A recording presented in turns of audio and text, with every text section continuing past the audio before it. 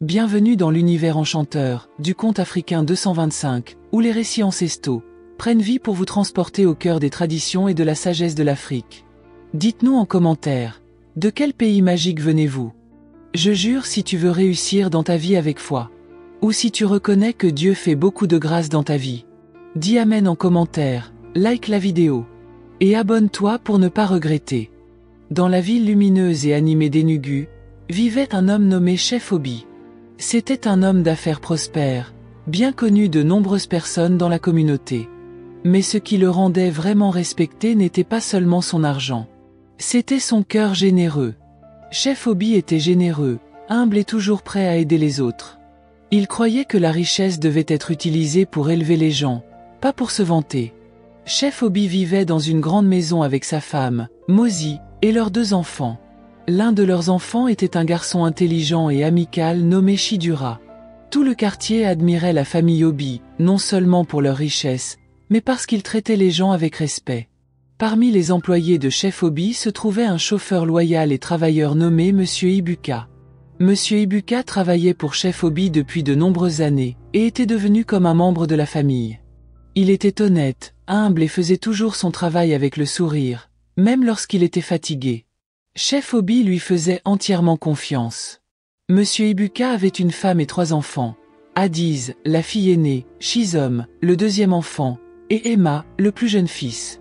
Bien que Monsieur Ibuka gagnât un salaire décent, la vie n'était pas toujours facile pour sa famille. Il y avait des moments où l'argent manquait et les factures s'accumulaient. Mais Chef Obi était toujours là pour les soutenir. Chef Obi ne se contentait pas de payer le salaire de son chauffeur. Il aidait aussi la famille de bien d'autres façons. Il payait les frais de scolarité des enfants, leur achetait des fournitures scolaires et leur donnait parfois de l'argent supplémentaire pour la nourriture et les vêtements.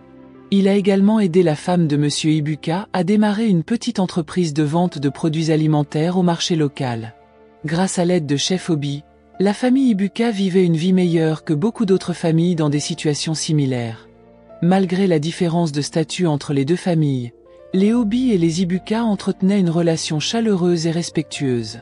Chef Obi ne faisait jamais sentir à Monsieur Ibuka qu'il était insignifiant ou sans importance. En fait, il rappelait toujours à ses enfants de traiter tout le monde avec gentillesse, quel que soit leur milieu. Mais la vie est pleine d'événements inattendus. Un jour, quelque chose de terrible arriva à la famille de Monsieur Ibuka. Le propriétaire de leur immeuble avait vendu toute la propriété sans leur donner aucun préavis. Le nouveau propriétaire, un homme d'affaires strict, leur ordonna de quitter l'appartement en seulement 48 heures. Aucun avertissement, aucune gentillesse, juste une exigence de partir. Monsieur Ibuka était choqué. Lui et sa femme se regardèrent avec incrédulité. « Où irons-nous » demanda-t-elle, les larmes aux yeux. « Comment trouver un autre appartement en seulement 2 jours ?» Ils avaient peu d'économies, et toutes les bonnes maisons étaient soit trop chères, soit déjà prises. Les enfants étaient confus et effrayés. Adiz essayait d'être forte pour ses jeunes frères et sœurs, mais au fond, elle avait tout aussi peur. Ils commencèrent à emballer leurs affaires, ne sachant pas où ils finiraient. Le stress était trop pour Monsieur Ibuka. Cette nuit-là, il ne put dormir. Le lendemain matin, il se prépara pour le travail comme d'habitude, mais son esprit était lourd. Il arriva chez Chef Obi, l'air fatigué et perdu. Ses yeux étaient rouges et son visage vide. Chef Obi le remarqua immédiatement. « Ibuka, dit-il doucement, est-ce que tout va bien?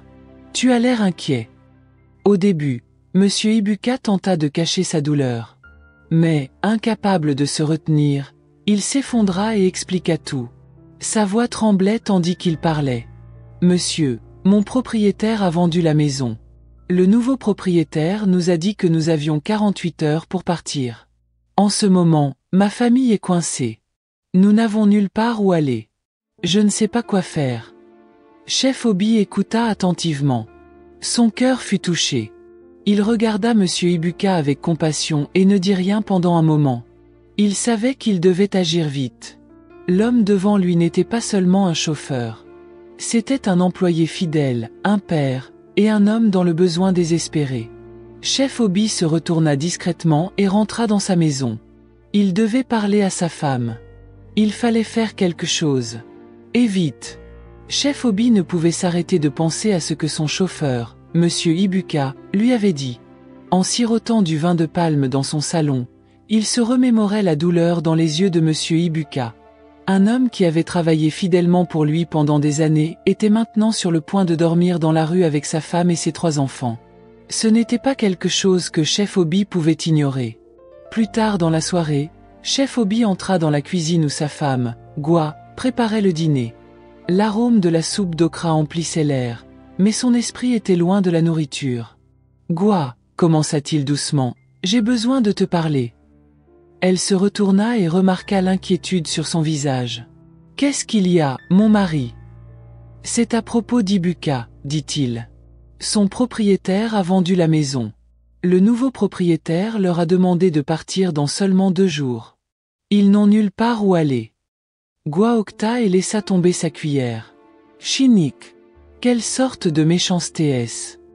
Je sais, acquiesça Chef Obi. C'est pourquoi je pense. Et si nous les laissions rester dans les quartiers des garçons?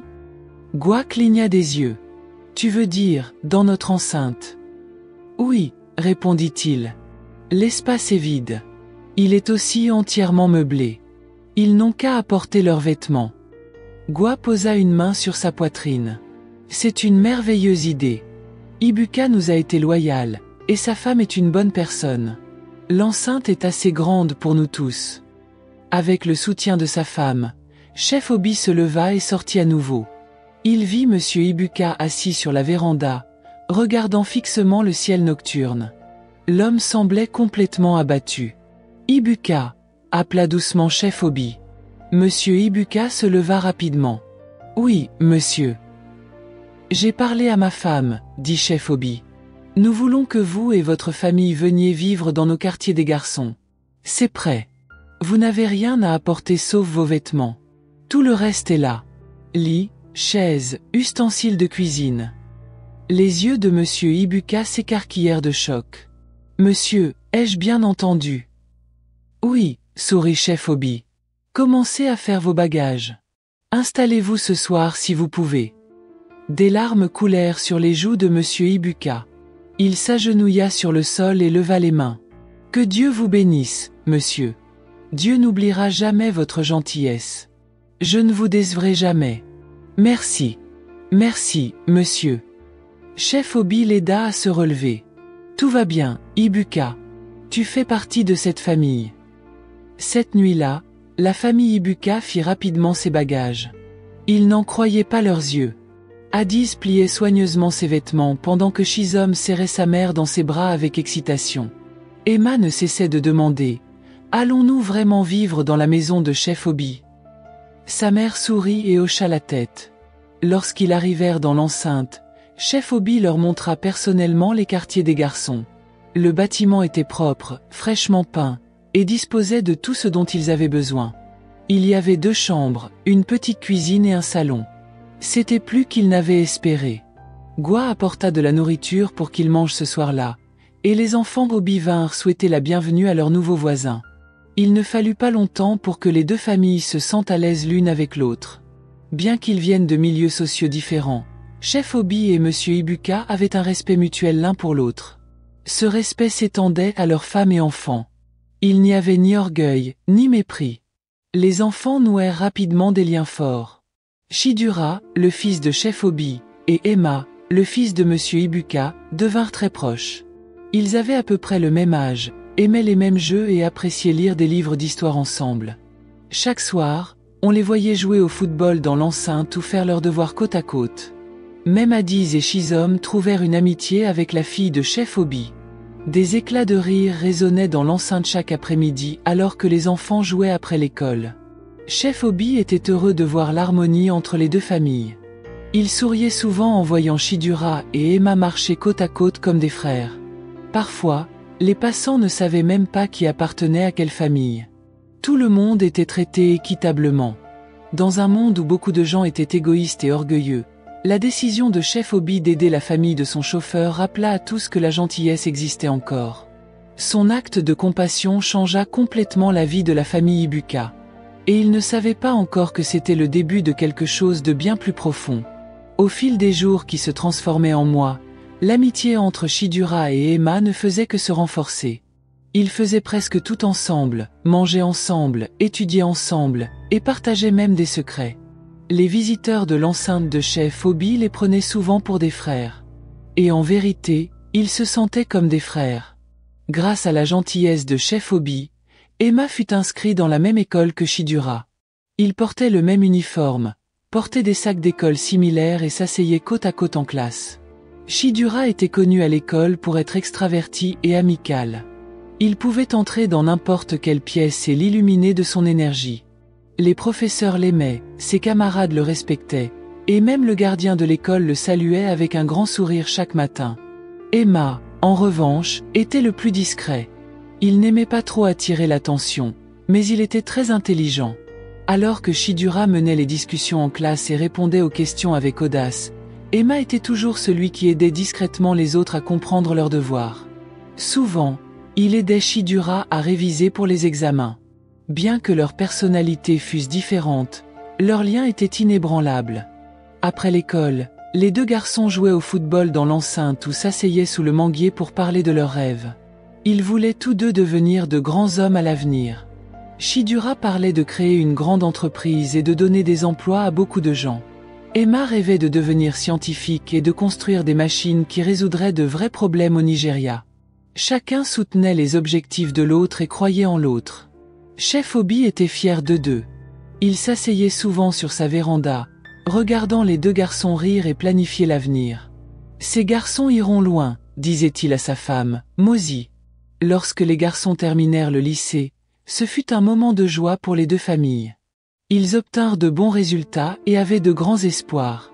Chef Obi réunit tout le monde dans l'enceinte un dimanche après-midi et fit une grande annonce. « J'ai décidé d'envoyer Chidura et Emma à l'étranger pour l'université », dit-il avec un sourire chaleureux. Tout le monde applaudit et acclama.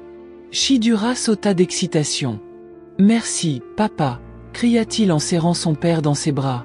Emma resta immobile un instant, choquée. Puis il sourit lentement. « Merci, monsieur », dit-il calmement, les yeux pleins de gratitude. Chef Obi se tourna vers monsieur Ibuka. « Ibuka, ton fils est comme le mien.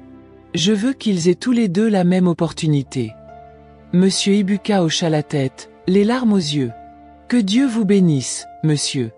Vous êtes un vrai père. » Bientôt, les deux familles commencèrent le processus de candidature pour différentes universités prestigieuses à l'étranger. Les formulaires furent remplis, les documents rassemblés et les courriels envoyés.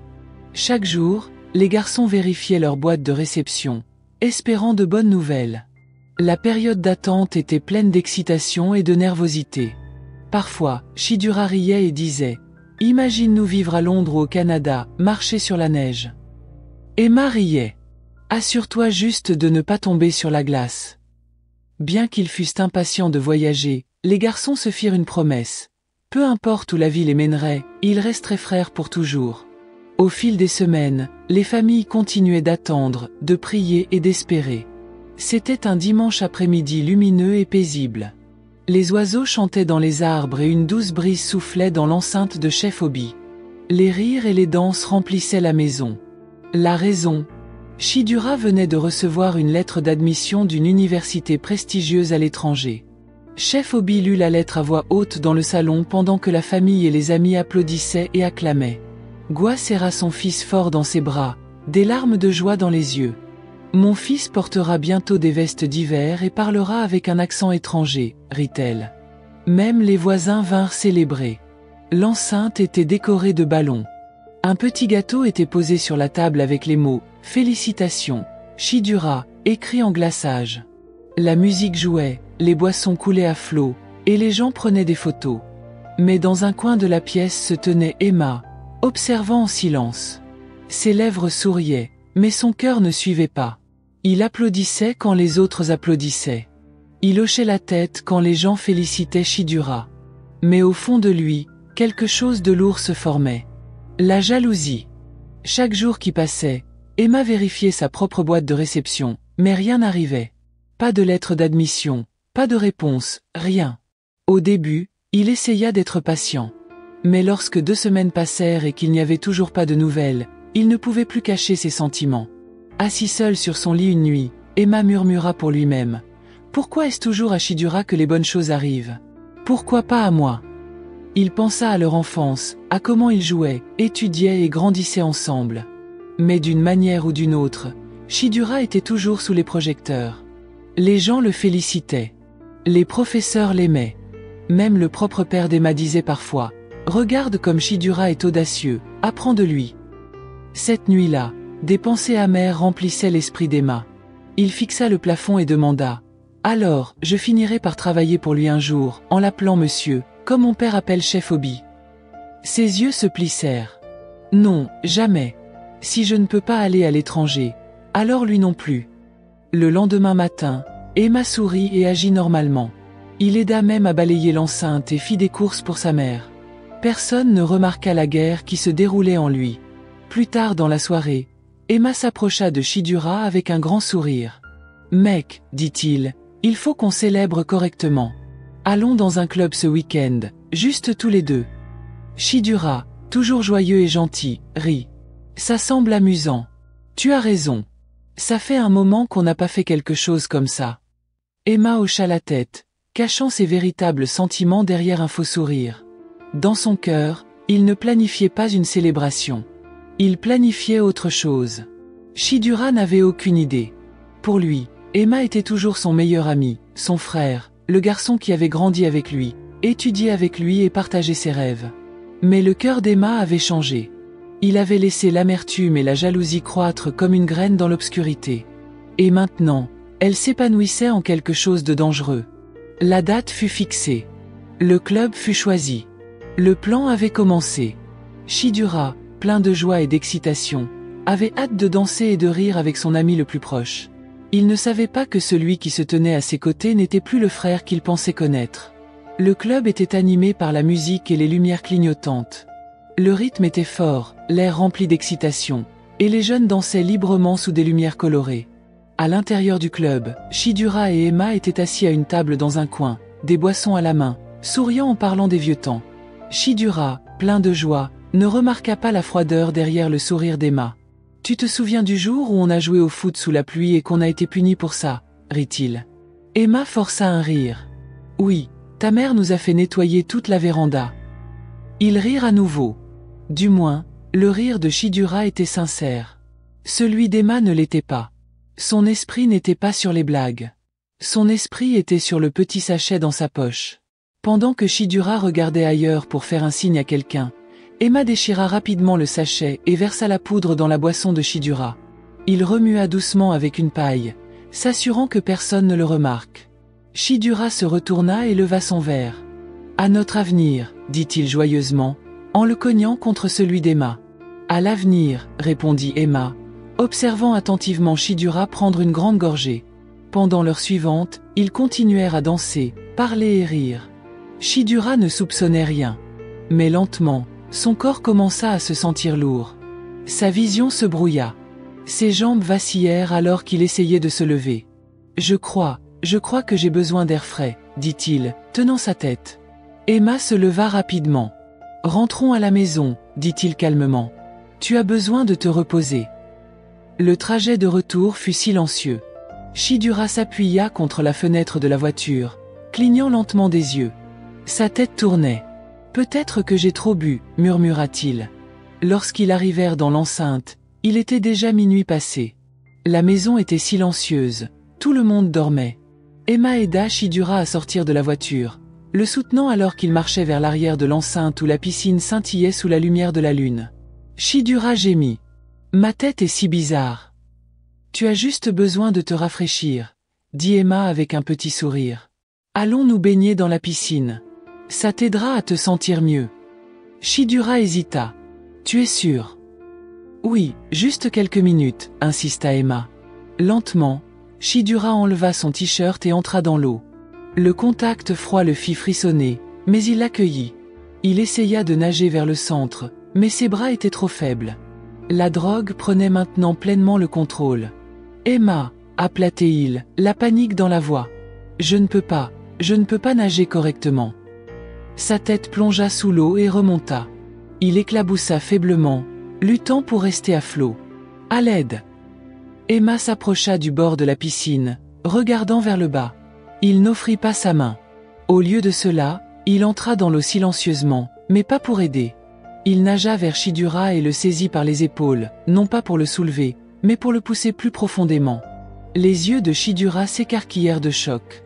Que Altaté-il, mais les mots s'effacèrent alors que sa bouche se remplissait d'eau. Le visage d'Emma resta impassible, froid. Il maintint Chidura sous l'eau, ignorant les coups faibles et les bras agités. Il observa alors que les mouvements ralentissaient, puis s'arrêtaient. L'eau se calma. Emma sortit lentement de la piscine. Son cœur battait la chamade, mais pas de peur. Seulement un sombre sentiment de satisfaction. C'était fait. Le garçon qui avait été son ami, son frère, son ombre, était maintenant parti sous l'eau, et personne, pas même les étoiles au-dessus, n'avait été témoin de la vérité. Le soleil du matin se leva lentement sur l'enceinte, mais il n'y avait aucune joie dans l'air. Au lieu des rires et du bruit habituel des enfants jouant, il y avait un silence lourd, douloureux. Une domestique qui passait près de la piscine pour aller chercher de l'eau s'arrêta soudainement. Ses yeux s'écarquillèrent et le bol qu'elle portait tomba au sol avec un grand bruit. Flottant à la surface de l'eau se trouvait un corps sans vie. Les cris de Chidura remplirent l'air alors que les gens se précipitaient hors de leur chambre. Chef Obi arriva en courant, pieds nus, encore en tenue de nuit. Sa femme, Gwa, suivit, le cœur déjà brisé. Quand Chef Obi vit le corps, il s'effondra au sol. « Non, non, pas mon fils !» cria-t-il d'une voix qui ébranla toute la maison. Gwa hurla et s'accrocha à son mari. Elle arracha son pagne et cria le nom de Chidura encore et encore. Les employés restèrent immobiles, beaucoup pleurant en silence. Les enfants regardaient avec confusion et peur. La police fut appelée. Le corps fut retiré de la piscine et emmené pour un examen, mais la vérité derrière la mort restait cachée. Monsieur Ibuka et sa femme, apprenant la nouvelle, sortirent en courant de leur propre quartier. Lorsqu'ils virent le corps sans vie de Chidura, leurs cœurs se brisèrent. Des larmes coulèrent sur leurs joues alors qu'ils serraient fort Chef Obi et sa femme. « Je suis tellement désolé, monsieur. Je ne sais pas quoi dire, » murmura monsieur Ibuka, tremblant de chagrin. Sa femme tenait Mozi, pleurant avec elle. Ils n'avaient aucune idée que leur propre fils, Emma, était derrière tout cela. Dans les jours qui suivirent, l'enceinte autrefois joyeuse des Obi se transforma en un lieu de deuil. Les portes restèrent fermées. Les visiteurs venaient et partaient avec des larmes dans les yeux. Tout le quartier parlait à voix basse. « Comment une famille si gentille peut-elle perdre son fils unique comme ça ?» demandait-il. Emma restait à l'écart. Il parlait à peine, mangeait à peine. La nuit, il pleurait en silence, incapable de dormir. Son cœur était lourd de culpabilité. Chaque fois qu'il fermait les yeux, il voyait le visage de Chidura. Il entendait le dernier souffle, voyait le regard impuissant dans ses yeux, et ressentait la froideur de ce qu'il avait fait. Il voulait crier. Il voulait défaire ce qu'il avait fait, mais il était trop tard. Puis, une lettre arriva par la poste. Elle était adressée à Emma. Il l'ouvrit avec des mains tremblantes. C'était sa lettre d'admission. La même université à l'étranger qui avait accepté Chidura l'avait maintenant accepté lui aussi. Le retard était dû au fait que Chef Obi était un ancien étudiant de l'école. La candidature de son fils avait été prioritaire. Tout le monde dans l'enceinte se rassembla lorsqu'ils apprirent la nouvelle. Chef Obi appela Emma à ses côtés et tint la lettre avec fierté. « Même si mon fils est parti, dit-il, je t'enverrai quand même à l'étranger. Emma, toi et Chidura étiez comme des frères. Tu mérites cela. » Emma essaya de sourire, mais la douleur dans son cœur était trop forte. Il baissa la tête et murmura « Merci, monsieur. » Mais cette nuit-là, alors qu'il était assis seul dans sa chambre, la lettre à la main, les larmes coulèrent librement de ses yeux. « Dois-je avouer ?» se demanda-t-il. « Dois-je leur dire ce que j'ai fait ?» Son esprit criait « Oui !» Mais sa peur criait plus fort. « Si j'avoue, ils ne me pardonneront jamais. Mes parents me haïront. Je serai fini. » Alors, il resta assis dans l'obscurité, la culpabilité le dévorant vivant, le poids de ses actions pesant sur sa poitrine comme une montagne. Emma savait une chose pour sûre. Il ne serait plus jamais le même. La nuit était calme. La lune pendait bas dans le ciel, projetant une lueur douce sur l'enceinte des Obi. Pendant que le reste de la maison dormait, Emma était assise seule dans sa chambre, regardant le sol. Son esprit était troublé. Son cœur était lourd. Son visa et sa lettre d'admission étaient posés sur la table à côté de lui, preuve d'un avenir qu'il ne voulait plus. Pendant des jours, il avait essayé de continuer comme si tout était normal. Mais la culpabilité ne le laissait pas en paix. Chaque fois qu'il entendait la voix de Chef Obi ou voyait ses parents lui sourire, sa poitrine se serrait. Il ne pouvait plus le supporter. Cette nuit-là, Emma prit une décision. Il plia soigneusement sa lettre d'admission et son visa et les plaça dans une enveloppe brune. Puis il prit une feuille de papier et commença à écrire une lettre. Ses mains tremblaient pendant qu'il écrivait. Ses yeux étaient pleins de larmes.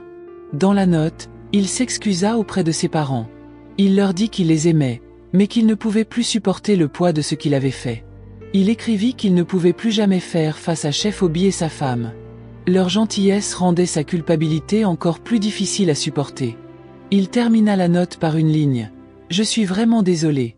S'il vous plaît, pardonnez-moi. » Il plaça la note sur le lit, prit un petit sac, et ouvrit doucement la porte. Il passa devant les quartiers des garçons, devant la piscine, devant l'endroit où tout avait changé. Puis il s'avança dans la nuit et ne fut plus jamais revu. Au matin, ses parents étaient réveillés et se préparaient pour la journée. Lorsqu'ils remarquèrent que sa chambre était silencieuse, ils frappèrent à sa porte. Pas de réponse. Ils ouvrirent lentement la porte et trouvèrent la note. Madame Ibuka cria en la lisant. « Emma, Emma, où es-tu » Monsieur Ibuka resta figé, incapable de parler. Il s'effondra dans une chaise et tint sa tête dans ses mains. « Mon fils, où es-tu parti » Ils cherchèrent partout. Ils appelèrent son téléphone, mais il était éteint. Ils allèrent chez les voisins, chez des amis, à la gare routière. Personne n'avait vu Emma. C'était comme s'il s'était volatilisé. Ils signalèrent sa disparition à la police.